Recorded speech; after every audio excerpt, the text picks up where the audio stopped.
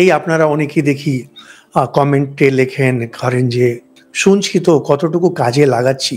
এগুলো জ্ঞান, এগুলো জ্ঞান সমস্ত ভেতর থেকে আসে, এগুলো শুনে হয় না, শুনলে ভেরিফিকেশন হয়। এই যে দেখুন আমরা এখানে যে টক্সগুলো দিচ্ছি, বারবার বারবার আপনাদের একটা কথা বলা হচ্ছে, নিজে চিন্তা ভাবনা করতে শুরু করুন।